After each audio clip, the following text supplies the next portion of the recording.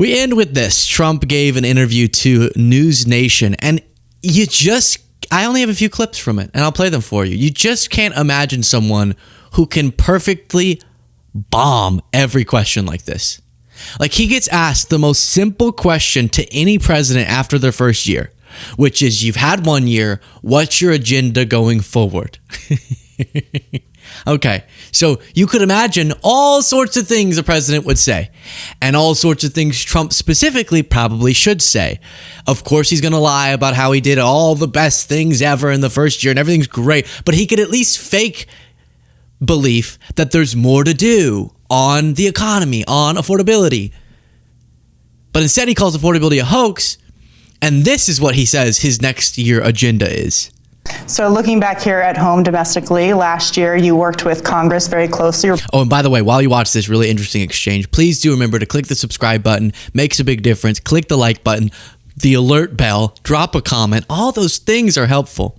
Looking back here at home domestically, last year you worked with Congress very closely, Republicans in charge of both the House and the Senate, and of course you're in the White House, and you worked with them on the big beautiful bill. For 2026, especially in a midterm election year, what is your goal for Congress in terms of getting your agenda through? What is on the agenda? What expectations do you have for Congress? Well, one of the things I'd like to do, we pass so many executive orders. I have great executive orders that are really common sense and good, and like water coming out of a sink.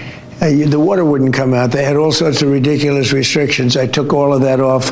Coming out of the shower head, you'd stand under a shower, there's no water coming out. So I passed so many things like that. Straws, they don't have to be paper anymore. They don't have to melt in your mouth. So I passed so many different things like that, and much more important things, but like that. They're important, the quality of life. And I'd like to have all of that confirmed by Congress if we can.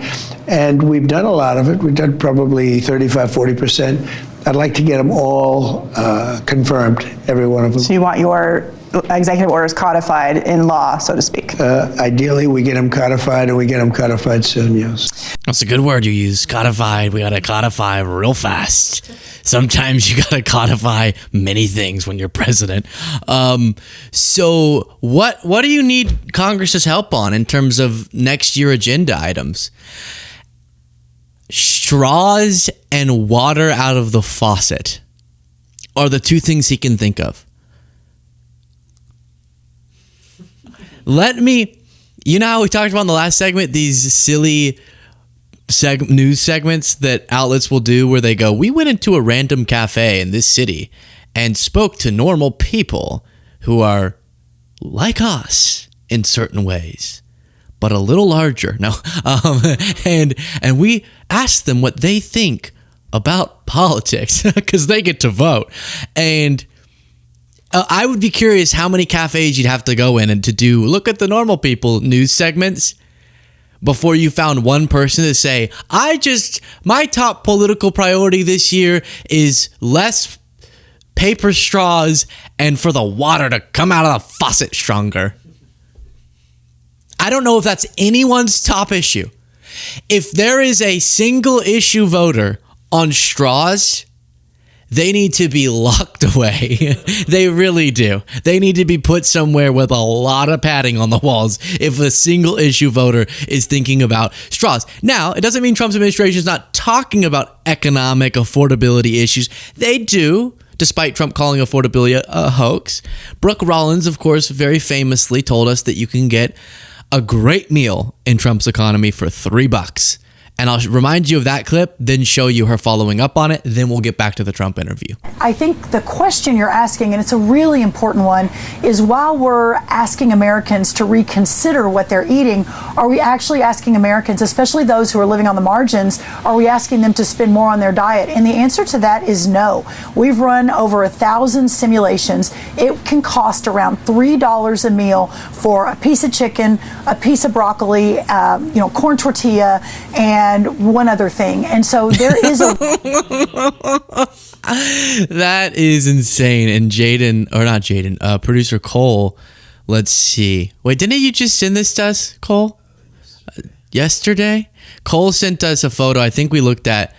this is fun, isn't it? Just you watching me look at a computer. Look at this. We looked at that already, but it's so. This is what they're saying. Podcast listeners, picture a tiny piece of chicken, tiny piece of broccoli, corn tortilla, and one M&M. And we'll check in with Tucker on how sexy he thinks that M&M is. But then Brooke Rollins came out and said, hey, I got a lot of backlash for that, but I'm not kidding. I said, come back to me and let me know. And I don't want any funny business with numbers. Like, I really want to know what that looks like, because we had run almost 1,000 simulations, and between $3 and $4 is a fair number if you can have access to that food. So just about an hour ago, I saw new numbers that were run.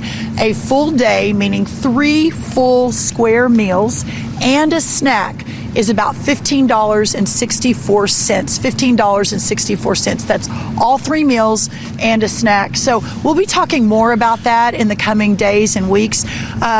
Part of me sort of cringed at the criticism that I got, because it wasn't what I meant. And I grew up with a single mom in a really small town, and certainly never meant to be flippant.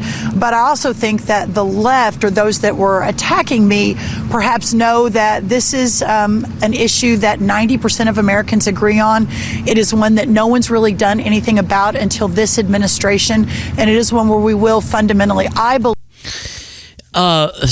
So, wait.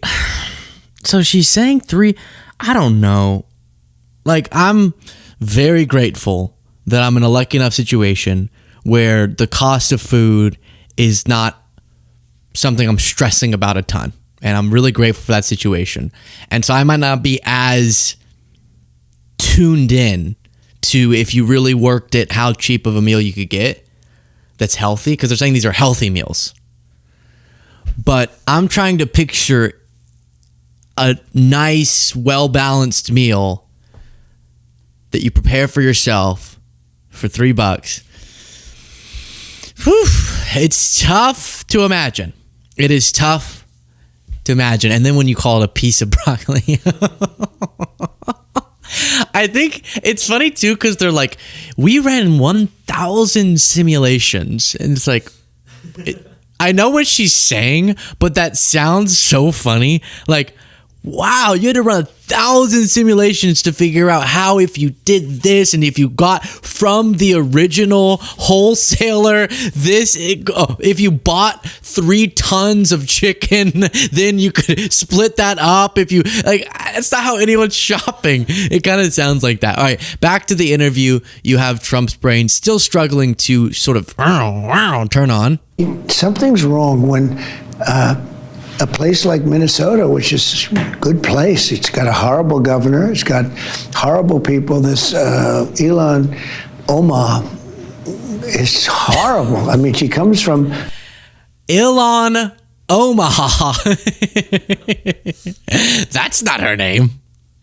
You've been raging, I should say, against Ilhan Omar so much for years. He's been screaming about Ilhan Omar, and you forget her name and call her Ilhan Omaha.